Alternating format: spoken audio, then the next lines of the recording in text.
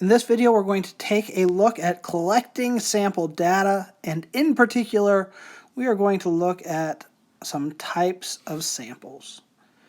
So the first type of sample that we have is a simple random sample. So a sample of n subjects is selected in such a way that every single possible sample of size n is equally likely.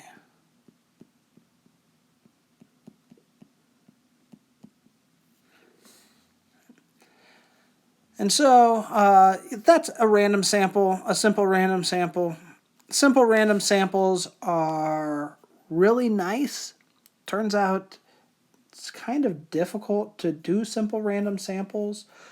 Finding things randomly is difficult, even for computers. It's an area of study for people on how do we do things randomly. But if we were to draw names from a hat,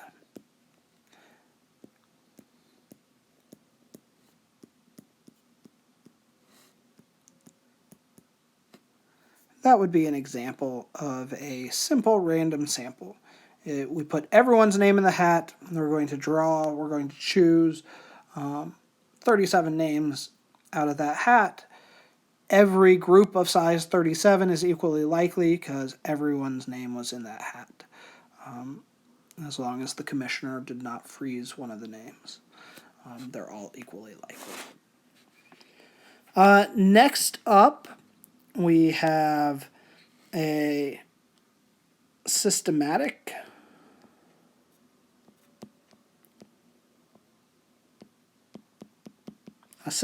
sample. Here with a systematic sample, we select some starting point and then choose every, let's say, kth member of the population.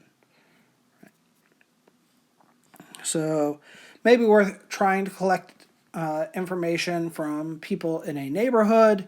We're going to start with the first door.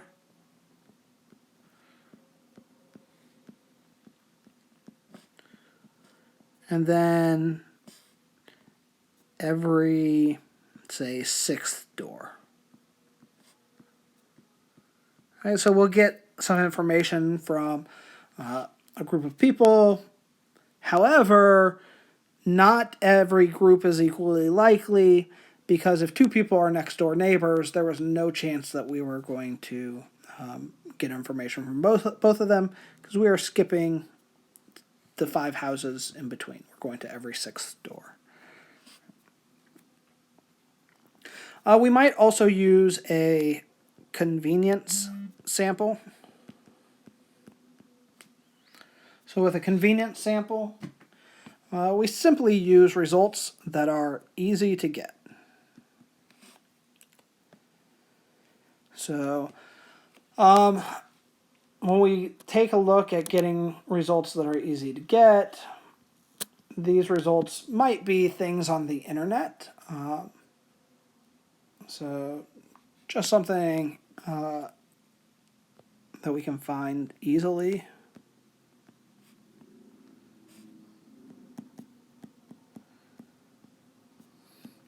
It might be a case where we happen to be at some particular location, and so we collect kind of randomly from people in our location. However, if we're trying to say something about the population, a larger population, the people in our current location might be not representative of the entire population. And so a convenience sample, typically not a great method to use, but it is a method of sampling. We could go through and we could do stratified sampling.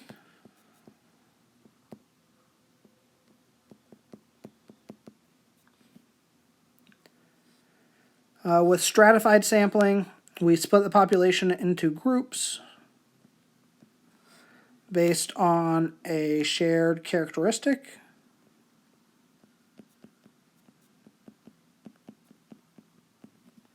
And then collect a sample from each group, right? So we're going to split this into different groups, and then we are going to choose some from every single group.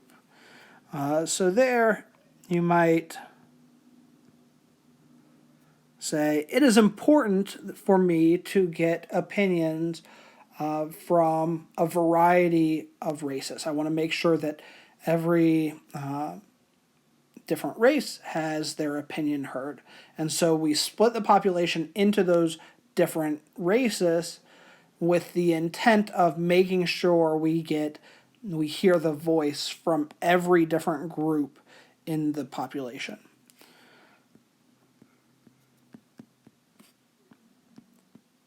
So we separate and sample from each race.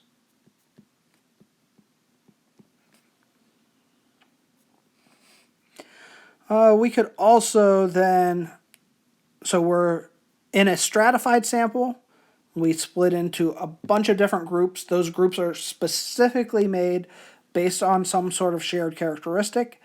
And then from every single one of those groups, we take some people or some subjects from every single one of those groups.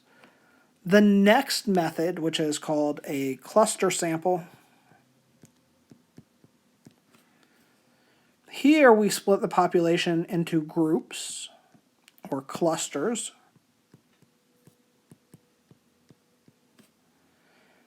This is not based on a shared characteristic, at least not intentionally. But we split it into different groups or clusters, and then we randomly select groups and choose all from that group.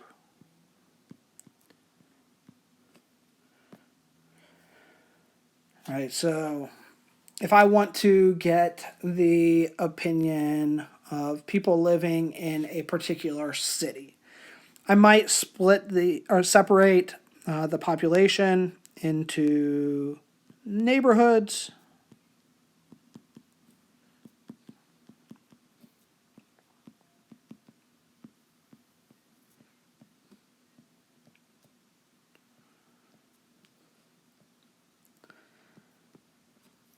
and collect information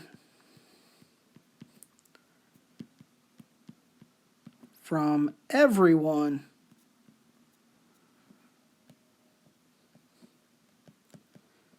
in, I don't know, let's say 12 of the neighborhoods.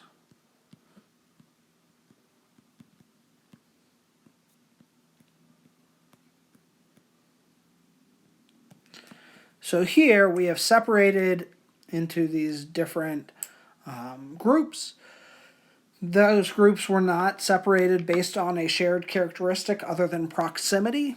And then we collected information from everyone in some of the groups. So with a stratified sample, we collected information from every group, but only some of the members of every group. In a cluster sample, we only take some of the groups, but we take every member from some of those groups. In this last example, where we separate into neighborhoods, I would note that even though we don't intentionally, we have this characteristic, shared characteristic other than proximity, people living in same neighborhoods tend to have similar socioeconomic backgrounds, and so perhaps not intentionally, we may end up in this setting underrepresenting a particular socioeconomic background or overrepresenting it. And so a cluster sample might be worthwhile, but we should still think about what are some implications about the way that we collected the sample. Right? When we collect samples, randomness is good. If you say, oh, this sample just seems too random, that is not the way you should phrase that. You could say, man, this is great. The sample seems very random. When there is a intentionality there, that's maybe less good. Now,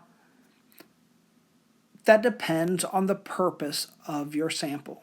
So randomness is good for the most part, right? But if I want to know what are people's opinions, then I want to make sure that I get opinions from different genders or different socioeconomic classes or different races, right? I might do a stratified sample instead because that has making sure I hear the voice of everyone is more important than getting randomly.